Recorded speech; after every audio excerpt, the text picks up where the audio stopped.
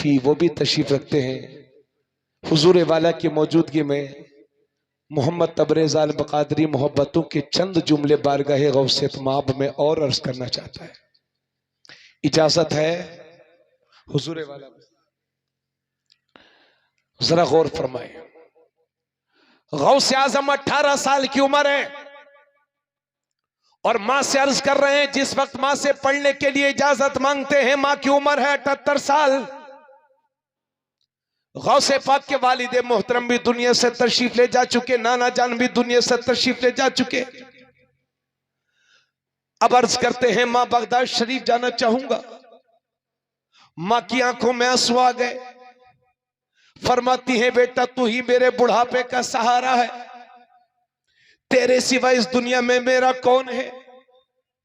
बेटा तेरी मां तुझे कतई इजाजत न देती, मगर बात नबी की शरीयत को सीखने की है तो तेरी मां तुझे इजाजत तो देती है, लेकिन बेटा ये सोच के जाना कि तू मेरा और मैं तेरा आखिरी बार चेहरा देख रहे हैं। अब उसके बाद खुदा जाने दोबारा तुझे मेरा और मेरा तुझे देख चेहरा देखना नसीब हो के ना। और तारीख से यही पता चलता है कि बगदाद शरीफ जब मेरे गौसे पाक चले गए तो दोबारा ना मां अपने बेटे का चेहरा देख सकी, ना बेटा अपनी मां का चेहरा देख सका। मुसलमानों, मैं तुमसे पूछना चाहता हूं, क्या पढ़ाई और इल्म के हुसूल में, तालीम के मामले में क्या ये दुश्वारियां आप भी बर्दाश्त करते हैं? सच्चर कमेटी की रिपोर्ट ये बताती है कि 2.5% से भी कम पढ़े लिखे हैं मुसलमानों में। जिस कौम में 97% लोग बेपढ़े लिखे हो और सिर्फ 2.5% पढ़े लिखे हो, उस कौम का हश्र क्या होगा? आज जो जिल्लत और रुसवाई हमारा मुकद्दर बन गई है और हर महाज पर मुसलमानों को नीचा दिखाने की कोशिश की जा रही है, उसकी वजह सिर्फ और सिर्फ यह है कि हमारे बच्चों के हाथ कलम से खाली है। हालांकि हम उस नबी के मानने वाले हैं कि जिन पर पहली वही उतरी तो अल्लाह ने फरमाया, इक़रा बिस्मि रब्बिकल्लज़ी खलक़ खलक़ल इंसान मिन अलक़ इक़रा व रब्बुकल अकरम अल्लज़ी अल्लम बिल कलम। नबी पर पहली वही उतरी है, उसमें कलम का जिक्र है और पढ़ने का जिक्र है। हम उस नबी के मानने वाले हैं कि जब उन्होंने ऐलान नबुव्वत किया था तो सिर्फ 17 लोगों को लिखना आता था और वही मेरा पैगंबर 23 साल तबलीग करके जब साहिरी दुनिया से रुखसत होता है तो 1.25 लाख साहबाए किराम के हाथ कलम से सजे हुए थे, जिन्हें लिखना भी आता था, जिन्हें पढ़ना भी आता था। जंगे बदर में बहुत सारे कुफ्फार गिरफ्तार कर लिए गए और कुछ को फिदिया लेकर के छोड़ दिया गया और कुछ इस लायक थे जो फिदिया ना अदा कर सके। तो नबी ने हजरत उमर से फरमाया, उमर क्या ख्याल है इनकी सजा, इनके बारे में? तो हजरत उमर अर्ज करते हैं, या रसूल अल्लाह, ये आपके बहुत बड़े दुश्मन हैं, इनका सर कलम कर दिया जाए। मेरे नबी को ये राय पसंद न आई। हजरत अबू बकर सिद्दीक से पूछा, सिद्दीक क्या कहते हो इनके बारे में? हजरत अबू बकर सिद्दीक कहते हैं, या रसूल अल्लाह, ये ले दे के अपने ही रिश्तेदार हैं, हो सकता है ये सब कलमा पढ़ के आपके साथ आ जाए और आपकी गुलामी का पट्टा डाल ले। या रसूल अल्लाह, इन्हें फिदिया लेकर वापस कर दिया जाए। तो मेरे नबी ने फैसला कर लिया कि फिदिया दे और चले जाओ। और जिनके पास फिदिया अदा करने के लिए रकम पैसा नहीं था, अल्लाह के नबी ने फरमाया, उनमें जो पढ़े लिखे हैं उनकी जिम्मेदारी यह है कि मुसलमानों के 10-10 बच्चों को पढ़ा दें और रिहाई हासिल कर लें।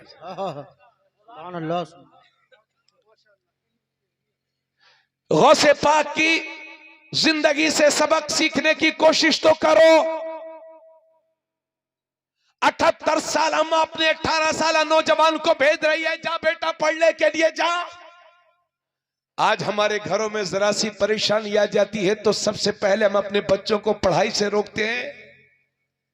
इंसाफ नहीं कर रहे हो अपने बच्चों के साथ। 1 करोड़ रुपए के मकान बनाने वालों, 100 साल के बाद ये मकान जमीन पर आ जाएगा। मगर यही 1 करोड़ रुपये अपने बच्चों की तालीम पर खर्च कर दोगे तो तुम्हारी आने वाली नस्लें इतिहास लिखेंगी। सुभान अल्लाह, सुभान अल्लाह। बेदार हो जाओ, क्योंकि जमाने पर हुकूमत वही कौम करती है जिनके बच्चों के कलम, जिनके बच्चों के हाथ कलम से सजे होते हैं। और नौकरियों के लिए नहीं पढ़ा जाता ना, नौकरी मिले तो ज़हे नसीब, वैसे भी संविदा पर रह के करोगे क्या? क्या मतलब है नौकरी का? नौकरी के लिए नहीं पढ़ा जाता, अच्छा इंसान बनने के लिए पढ़ा जाता है। बेदार तो हो जाओ, तुम तैयार तो हो जाओ।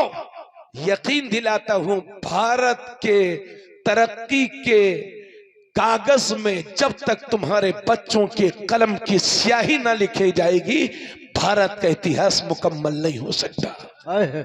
बेदार हो जाओ। सिर्फ 11वीं करने से बिरयानी खाने खिलाने का नाम 11वीं नहीं है। 22 अजरो सवाब है, 22 खैर बरकत है, मगर असल 11वीं है गौसे पाक की सीरत पाक पर अमल करना। बहरहाल चूंकि बहुत लंबा वक्त नहीं है, इसलिए मैं बस थोड़ा सा हुजूर वाला के कदमों का बोसा लेकर के, सैयदैन शेखैन के बोसों कदमों का बोसा लेकर के मैं चंद जुमले मोहब्बतों के आपके गोशे गुजार करना चाहता हूं। उसके बाद इंशाल्लाह ये अल्लाह के नेक बंदे आपसे खिताब करेंगे। मुअज़्ज़ज़ सामीन, जब मेरे गौस बगदाद शरीफ पहुंचे, बड़ा मशहूर है वो झूठ वाला वाकया। इंशाल्लाह झूठ कितना बुरा है इस्लाम में, अल्लाह फिर कभी मौका देगा तो इंशाल्लाह अर्ज करूंगा। बहरहाल बगदाद शरीफ पहुंचे मेरे गौस, 18 साल की उम्र है, 488 हिजरी में पहुंचे बगदाद शरीफ। शेख हम्माद बिन मुस्लिम की खानका के बाहर जब पहुंचे तो दरवाजा बंद था, धीरे धीरे बारिश हो रही थी, रात का पहला हिस्सा था। हजरत गौस आज़म शेख हम्माद की खानका के दरवाजे को जब बंद पाया तो बिस्तर लगाकर वहीं सो गए। रात में जब सुबह बेदार हुए, खानका का दरवाजा खुला, शेख हम्माद बिन मुस्लिम बाहर तशरीफ लाए और सीने से लगा के फरमाया, बेटा अब्दुल कादिर, मैं तो कई रोज से तुम्हारा इंतजार कर रहा था।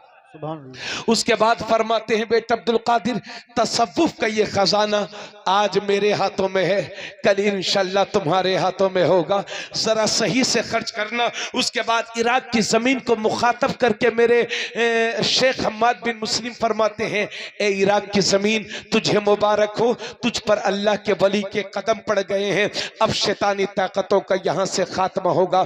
चंद दिन मेहमान रहे शेख हम्माद बिन मुस्लिम की खानका में।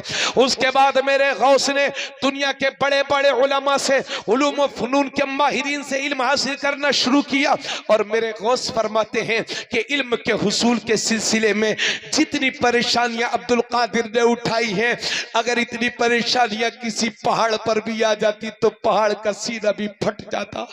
मेरे गौस फरमाते हैं, और उनके हवाले से मिलता है, जिस गौस के नाम पर हम पूरे महीना बिरयानी खाते हैं, उस मेरे गौस की तालिब इल्मी का आलम यह था कि कई कई दिन भूखे रहते थे, और जब भूख सताती थी तो दरियाए दज्जला के किनारे जो रूखे सूखे टुकड़े पड़े रहते थे, मेरे गौस उन्हें तराफुल फरमा कर अपना वक्त गुजारा करते थे। और जब फाकों से परेशान होते तो जमीन पर लेट जाते, फ़इन्न मअल उसरि युसरा, इन्न मअल युसरि युसरा की सदाएं लगाते रहते थे।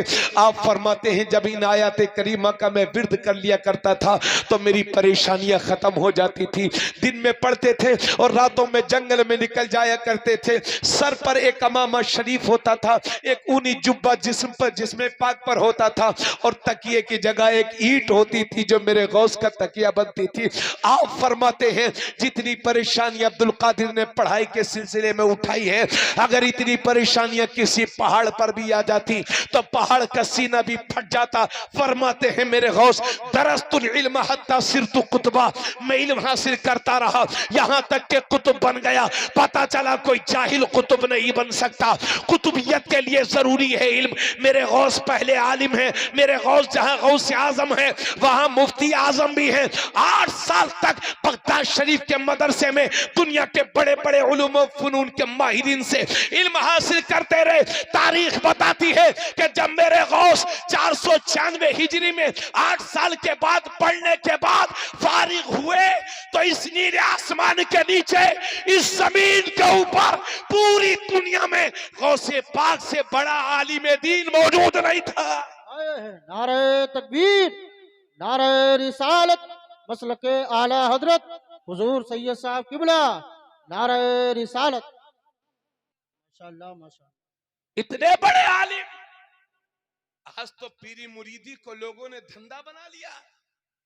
ये मौलवी शरीयत वाले, हम तरीकत वाले हैं। ये मदरसे का मौलवी है, हम खानका वाले हैं। तो क्या आप बड़े पीर साहब से भी बड़े पीर हैं क्या? फरमाते हमारी आला हजरत से नहीं बनती। भाई आपकी क्यों बनेगी आला हजरत से? आपको 10-10 अंगूठी पहनना है, दाढ़ियां कटाना है, नमाजें छोड़ना है, तेरी क्यों बनेगी आला हजरत से?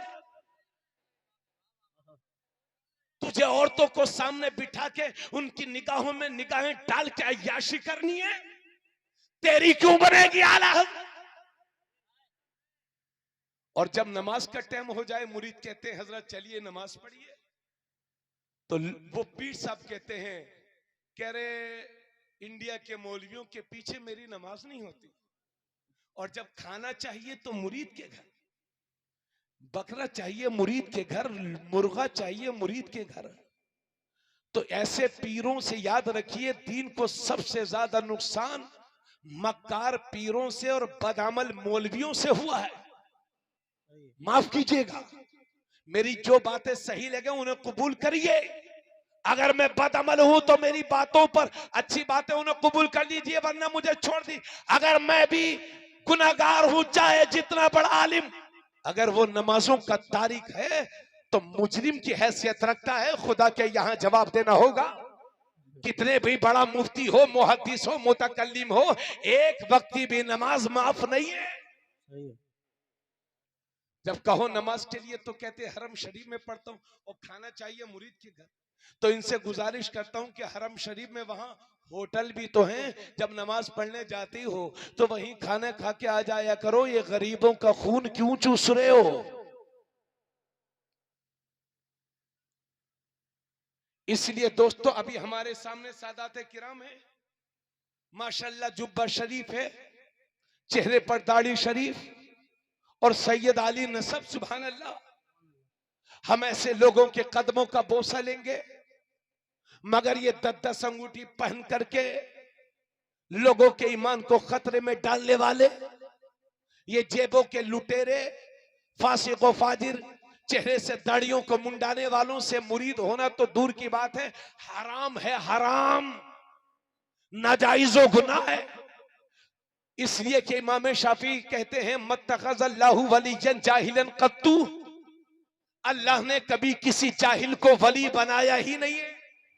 अल्लाह ने कभी किसी जाहिल को, सब मिल के बोलो, अल्लाह ने कभी किसी जाहिल को वली नहीं बनाया है, वली नहीं बनाया। क्योंकि मेरा ये यकीन है कि जो वली होता है वो जाहिल नहीं होता, और जो जाहिल होता है वो वली नहीं होता। सुभान अल्लाह, माशाअल्लाह। अरे जो शरीयत न समझे वो क्या तरीकत खाक समझेगा? बहरहाल 8 साल तक पढ़ते रहे, उसके बाद 25 साल तक बगदाद शरीफ के जंगलों में टहलते रहे। 25 साल के बाद सोचा कि मुरीद हो जाऊं, तो आपके उस्ताद काजी अबू सईद मुबारक, उनके हाथों में हाथ देकर के मुझसे मुरीद हो गए।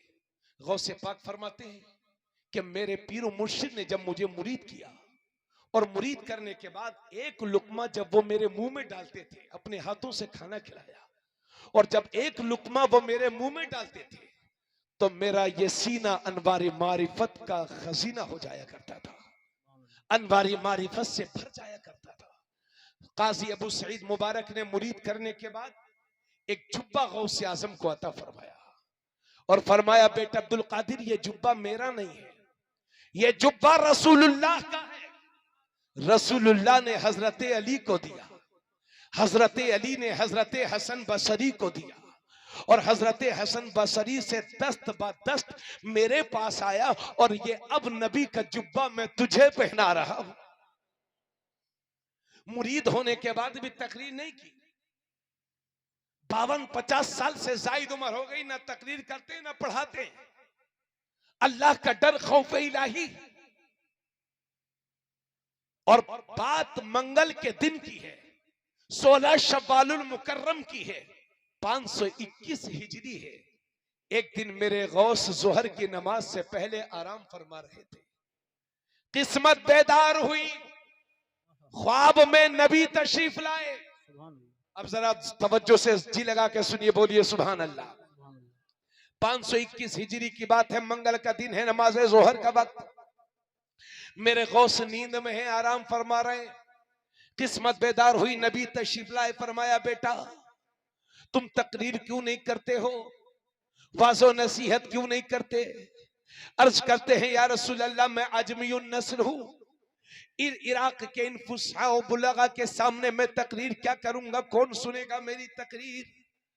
आका ने फरमाया, बेटा मायूस मत हो, अब्दुल कादिर मुंह को खोल, जरा आप भी मुंह खुला रखना, मुंह को खोल। और जब मेरे गौस ने मुंह खोला तो नबी ने अपना लुआबे दहन दिया, थूक शरीफ अता फरमाया। एक बार जोर से बोलो पूरा मजमा सुभान अल्लाह। नबी ने अपना लुआब दिया, एक बार बोलो सुभान अल्लाह, 2 बार, 3 बार, 4 बार, 5 बार, 6 बार, 7 बार। वो लुआबे मुस्तफा जो मेरे नबी एक बार खारी कुएं में डाल दे तो उस कुएं का पानी हमेशा के लिए मीठे हो जाए। वो लुआबे मुस्तफा जो खैबर की फतह के मौके पर मौला अली की दुखती हुई आंखों पर एक बार लगा दे तो जिंदगी में मौला अली की आंखें कभी दोबारा ना दुखें। वो नबी का लुआब जिस गौस को 7 बार नवाजा होगा, उस गौस की जबान का आलम क्या होगा। सुभान अल्लाह, माशाअल्लाह। बेदार हुए, नमाज़े जोहर पढ़ाई, फिर तकरीर करना ही चाहते थे, फिर इस्तिग़राक़ी कैफियत तारी हो गई। अब की बार मौला अली तशरीफ लाए, शहनशाह विलायत तशरीफ लाए, पिदरे हसनैन करीमैन आए, पिदरे शाइखैन आए, मौला अली आए, तशरीफ लाए। फरमाया, बेटा अब्दुल कादिर नबी ने जो हुक्म दिया उसको पूरा करो और जरा मुंह को खोल। अब हजरत अली अपना लुआब दे रहे हैं, बोलो सुभान अल्लाह। बेटा मुंह को खोल, 1 बार, 2 बार, 3 बार, 4 बार, 5 बार, 6 बार। बस नबी ने 7 बार दिया, मौला अली ने 6 बार। तो गौसे आजम अर्ज करते हैं, हुजूर नबी ने तो 7 बार दिया था, आपने 6 ही बार क्यों? तो मौला अली फरमाते हैं, बेटा वो हुजूर हैं, मैं उनका गुलाम हूं, वो नबी हैं, मैं उनका उम्मती हूं, वो आका है, मैं उनका गुलाम हूं, वो मखदूम है, मैं उनका खादिम हूं। बेटा मैंने 7 बार इसलिए नहीं दिया, कहीं आदत में भी बराबरी का शुबा ना हो जाए। तो मुझे कहने दो, जब मौला अली जैसी साथ जो फातिह खैबर भी हैं, दमादे पैगंबर भी हैं, पितारे हसनैन करीमैन भी हैं, शोहरे फातिमा तो ज़हरा भी हैं, जब मौला अली जैसी साथ नबी के बराबर नहीं हो सकती तो याद है पैजामे का मौलवी नबी के बराबर कैसे हो? नारे तकबीर, नारे रिसालत, मसलके आला हजरत हजरत अल्लामा मुफ्ती तबरेज आलम साहब किबला, नारे रिसालत, माशाअल्लाह, सुभान अल्लाह। उसके बाद मेरे गौस की तकरीरें शुरू हुई। आज मैं 700 लोगों को खिताब कर रहा हूं तो लाउड स्पीकर चाहिए, वो भी तबीयत के मुताबिक। मगर आज से 900 साल पहले जब मेरे गौस तकरीर फरमाते थे तो 70 हजार का मजमा मेरे गौस की तकरीरों में हुआ करता था। और जैसा फर्स्ट लाइन में बैठने वाला सुनता था, ऐसे ही लास्ट लाइन में बैठने वाला मेरे गौस की तकरीर को सुना करता था। और जब मेरे गौस की तकरीर होती थी और उसके बाद मजमा जब उठता था, जलसा खत्म होता था, तो मजमे से कई कई लाशें उठती थी जिन पर खौफ इलाही से मौत तारी हो जाती थी। मेरी तरह कोई लफाजी तकरीर बड़े पीर साहब की थोड़ी होती थी। उलमा फरमाते हैं 400 उलमा कलम लेके बैठा करते थे जो मेरे गौस की तकरीरों को लिखा करते थे। और मैंने तो यहां तक पढ़ा है अपने बुजुर्गों की किताबों में कि जब मेरे गौस बाद में तकरीर करते थे तो दुनिया के जिस हिस्से में अल्लाह के वली होते थे वहीं से मेरे गौस की तकरीरों को सुना करते। सुभान अल्लाह, सुभान अल्लाह, बहुत अच्छा, माशाअल्लाह। ऐसी तकरीर, लेकिन इतनी पुरबहार तकरीर फिर भी रोज नहीं करते थे। मेरे गौस तकरीर रोज नहीं करते थे। 521 हिजरी से लेकर 561 हिजरी तक मुसलसल 40 साल तकरीरें की हैं मेरे गौस ने, और 528 हिजरी से लेकर 561 हिजरी तक मुसलसल 33 बरस मेरे गौस ने मदरसे में बैठ करके पढ़ाया है। सुभान अल्लाह। 40 साल तकरीर, 33 साल बैठ करके मदरसे में तदरीस, सुभान अल्लाह। तो रोजाना मेरे गौस की तकरीर नहीं होती थी, हफ्ते में सिर्फ 3 दिन तकरीर होती थी बड़े पीर साहब की। जुमे के दिन जुमे से पहले, इतवार के दिन सुबह के वक्त में, मंगल के दिन शाम के वक्त में। हफ्ते में सिर्फ 3 दिन तकरीर, बाकी पूरे हफ्ते अलावा जुमे के मेरे गौस मदरसे में बैठ करके पढ़ाया करते थे। जोर से बोलो सुभान अल्लाह। मेरे गौस मदरसे में बैठ करके पढ़ाया करते थे। आज हम भी पढ़ाते हैं, आपने भी, आप में से भी बहुत सारे टीचर्स होंगे, मुदर्रिसीन होंगे। हम पढ़ाते हैं तो एक विषय 2 तरह के मौजूआत की किताबें, 3 सब्जेक्ट्स की किताबें पढ़ाते हैं, 4 तरह के मौजूआत की किताबें पढ़ाते हैं। हद है एक टीचर 5-6 मौजूआत की किताबें पढ़ा सकता है, लेकिन मेरे गौस ने 900 साल पहले, जब बहुत सारे फनून वजूद में ही नहीं आए थे, मेरा गौस 13 उलूम व फनून पर दर्स दिया करते थे। 13 उलूम व फनून पर मेरे गौस का दर्स हुआ करता था। और इतना बड़ा मदरसा मेरे गौस का था कि 10-10 हजार तलबा पूरी दुनिया से मेरे गौस के मदरसे में आया करते थे, पढ़ा करते थे, रहा करते थे। और मैं चैलेंज के साथ कहता हूं कि आज बर्रे सगीर में हजारों मदरसे हैं, बड़े बड़े मदरसे हैं, मगर मुझे यकीन है कि सारे मदरसे मिलकर के भी 2000 आलिम हर साल अच्छे फारिग नहीं कर पाते होंगे। तवज्जो से जुमलों को गौर से सुनिएगा। ये सारे मदरसे मिलकर के भी हर साल 2000 अच्छे आलिम नहीं फारिग कर पाते होंगे, मगर मेरे गौस आज से 800-900 साल पहले मेरे गौस का मदरसा इतना बड़ा था कि हर साल 3000 उलमाए किराम मेरे गौस के मदरसे से फारिग होते। सुभान अल्लाह। आप लोग से मुझी से मेहनत करा रहे हैं, थोड़ा सा बोल दीजिए सुभान अल्लाह। कितने आलिम? 3000 आलिम मेरे गौस के मदरसे से फारिग होते थे, और 33 साल पढ़ाया है। आप मान लीजिए कभी 4000 भी होते होंगे तो कभी 2000 भी होते होंगे। आप जोड़ लीजिए तो जोड़ का नतीजा ये निकलेगा कि पूरी जिंदगी में तकरीबन 1 लाख उलमाए किराम मेरे गौस ने फारिग किए हैं। और वहां से मौलवी नहीं होते थे, मेरे गौस पढ़ाते भी थे, पिलाते भी थे, आलिम शरीयत भी होते थे, तरीकत वाले भी होते थे। ऐसे थे मेरे गौस के शागिर्द। इसी वजह से गौस आजम के बहुत सारे अलकाब हैं, मगर उन अलकाब में से निहायत नुमाया लकब है मुहय्युद्दीन, जिसके माना होता है दीन को जिंदा करने वाला। 40 साल तकरीर के जरिए से, 33 साल तदरीस के जरिए से मेरे गौस ने दीन में नई जान पैदा कर दी है। इसलिए याकूबगंज बाजार में बैठ करके रात के 1-2 बजे के वक्त में हम अपने गौस को इसलिए याद कर रहे हैं चूंकि याकूबगंज की मस्जिदों के मीनारों से जो सदाए अल्लाह अकबर आ रही है, इसके पीछे भी गौस आजम की मेहनतों का नतीजा है। तो मेरे गौस का मदरसा इतना बड़ा था,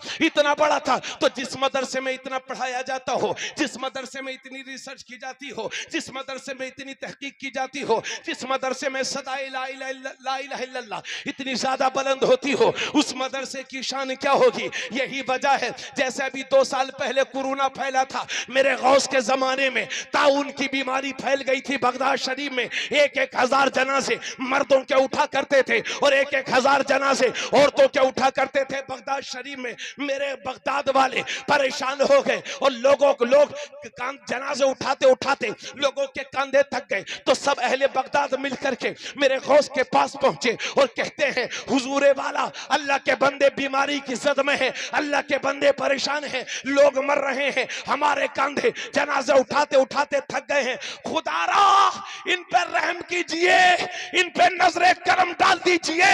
तो मेरे गौस फरमाते हैं कि लोगों से कह दो कि जो कोई बीमार हो तो वह अब्दुल कादिर के मदरसे के कुएं के पानी को पी ले, अल्लाह उसे शिफा दे देगा। लोगों से कह दो कि जो कोई बीमार हो तो वह अब्दुल कादिर के मदरसे की घास को चबा ले, उसी को लगा ले, उसी को रगड़ करके पी ले, अल्लाह उसे शिफा दे देगा। 400 साल पहले मदीना शरीफ में मेरे नबी ऐलान करते हैं जो मेरे रोजे पर आ गया है वो जन्नती है। 400 साल के बाद बगदाद की धरती पर मेरे नबी का बेटा गौस आजम ऐलान करते हैं जो मेरे मदरसे के रास्ते से गुजर गया अल्लाह उसे जन्नती बना देगा। सुभान अल्लाह, सुभान अल्लाह, माशाअल्लाह। यह है यार अपने गौस की शान। वो मुफ्ती भी थे, मुफ्ती। अब तो मुफ्ती लफ्ज को भी मजाक बना लिया है। साल में 2 फतवे कानून शरीयत से देख के लिख दिए, मुफ्ती ना कहो तो चेहरे पर शिकन। जिसे देखो वो मुफ्ती बना घूम रहा है। इस ओहदे की एक हैसियत थी माजी कदीम में। मुफ्ती का मतलब होता है इस्लामिक चीफ जस्टिस, मगर इसका भी मजाक बना लिया। लेकिन मेरे गौस कोई नसीफ नाम के मुफ्ती नहीं थे। मेरे गौस मसलक के इमाम अहमद बिन हंबल के पैरों थे। 4 मसलक है ना। मसलक के इमाम अहमद बिन हंबल उस दौर में बहुत कमजोर हो चुका था। अल्लाह ने उनके मजहब को तकवीयत पहुंचाने के लिए गौस आजम का इंतखाब किया। हालांकि खुद गौस आजम मर्तबे इज्तिहाद पर फाइज थे। अगर वो चाहते तो खुद एक नया मसलक तरतीब देते और मसलके इमाम आजम की तरह मसलके गौस आजम भी दुनिया में होता, मगर उम्मत को फितनों से बचाने के लिए मसलके इमाम अहमद बिन हंबल की उन्होंने इत्तिबा की। तो आज जितने ये मुफ्ती हैं, किसी भी दारुल इफ्ता में जाइए तो हनफी मुफ्ती अपने मसलक की रोशनी में जवाब देगा, शाफिई मुफ्ती अपने मसलक की रोशनी में जवाब देगा।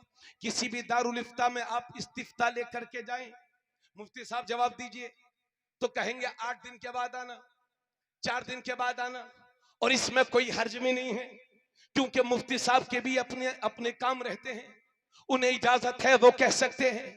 मगर मेरे गौस इतने बड़े मुफ्ती थे, इधर आता इधर जवाब, उधर आता उधर जवाब।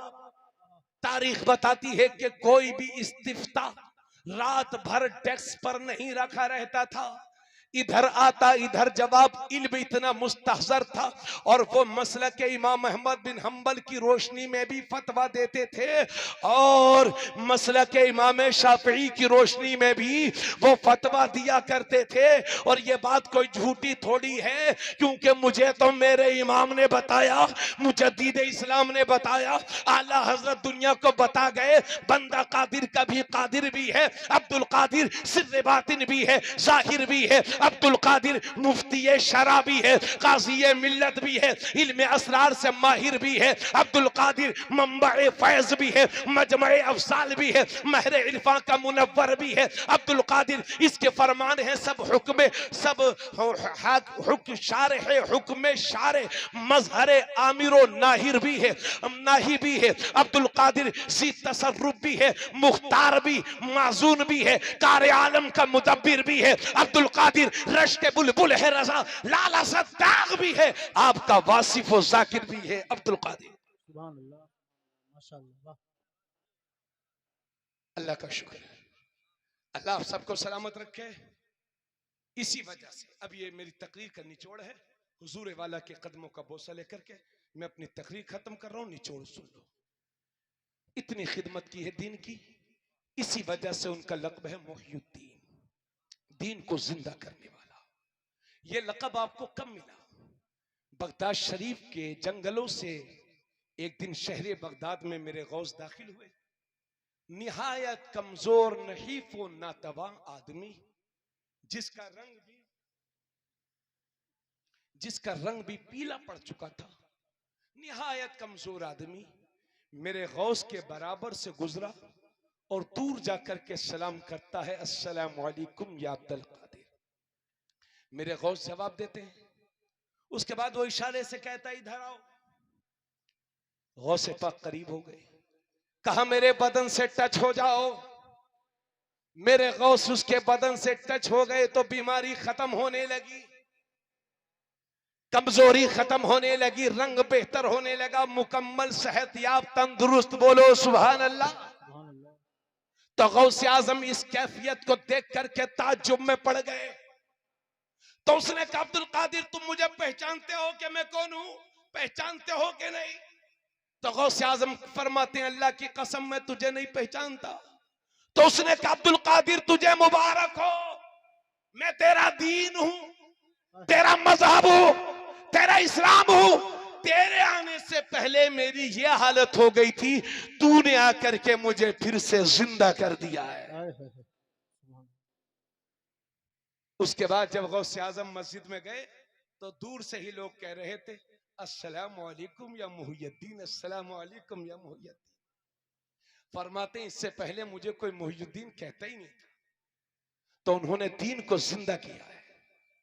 इसलिए मुहियुद्दीन कम है, गुलाम मुहियुद्दीन तो बहुत है, मगर मुहियुद्दीन होना सबके बस की बात नहीं है। हजरात, वो जामे शरीयत भी है, जामे तरीकत भी है। फरमाते हैं अगर मेरी जबान पर शरीयत की लगाम ना होती तो मैं लोगों को यह भी बताता कि घर से क्या खा करके आए हो और क्या पी करके आए हो। फरमाते हैं तुम मेरे सामने बिल्कुल शीशे की बोतल की तरह हो, जिसके अंदर का भी साफ दिखता है, जिसके बाहर का भी साफ दिखता है। फरमाते हैं मेरे गौसे आजम, और मैंने तो अपने बुजुर्गों की किताबों में यहां तक पढ़ा है कि जिस तरह से रसूलुल्लाह के जिस्म पर कभी मक्खी नहीं बैठती थी रसूलुल्लाह के कर्म से, इसी तरह से मेरे गौस के जिस्म पर कभी मक्खी नहीं बैठती थी। जिस तरह से रसूलुल्लाह के बौलो बरास को जमीन लुकमा कर जाती थी, इसी तरह से मेरे गौस के बौलो बरास को भी जमीन लुकमा कर जाती थी। जिस तरह से रसूलुल्लाह का पसीना खुशबूदार था, इसी तरह से मेरे गौस का पसीना भी खुशबूदार था। क्योंकि गौसे आजम खुद फरमाते हैं ये अब्दुल कादिर का वजूद नहीं है, ये मेरे नाना जान का वजूद है। वो फना फिल्लाह भी थे, वो फना फिल रसूल भी थे, वो फना फिल गौस भी थे। हाँ हाँ, आज उसी गौस की बज़्म में हम बैठे हुए हैं कि जिन्होंने अपनी जिंदगी में ऐलान किया था कि अगर मेरा चाहने वाला कोई मुझे पूरब से पुकारे और मैं पश्चिम में हूं तो अपने चाहने वाले की मदद किया करता हूं। मेरे गौस फरमाते हैं जिस तरह से यह आसमान जमीन पर साया किए हुए है, इसी तरह से अब्दुल कादिर का यह हाथ अपने मानने वालों के सरों पर है। मेरे गौस फरमाते हैं मैं दुनिया को ऐसे देखता हूं जैसे हाथ की हथेली पर राई का दाना देखता हूं। मेरे गौस फरमाते हैं मेरा अल्लाह से यह वादा है कि जब तक मेरी 11वीं करने वाला, मेरे सिलसिले का मुरीद, मुझसे मोहब्बत करने वाला तौबा नहीं कर लेगा, अल्लाह उसे मौत नहीं अता फरमाएगा, अल्लाह उसे मौत नहीं अता फरमाएगा। ये मेरे गौस फरमाते हैं कि अगर मेरा चाहने वाला कोई जहन्नम में भी चला जाएगा तो अब्दुल कादिर का ये हाथ उसे जहन्नम से निकाल करके बाहर कर देगा। सुभान अल्लाह, माशाअल्लाह। अब हजरत सैयद साहब आ गए, मैंने बहुत तकलीफ दी, इंशाल्लाह फिर कभी इसके आगे बयान करूंगा। अल्लाह रब्बुल इज्जत आप सबको सलामत रखे। हुजूर वाला का दिल से शुक्रिया अदा करता हूँ जो इन्होंने अपनी मौजूदगी में मुझे इतना वक्त बोलने का शरफ बख्शा। अल्लाह इन हजरात की उम्र में बरकत अता फरमाए। अस्सलाम वालेकुम व रहमतुल्लाह।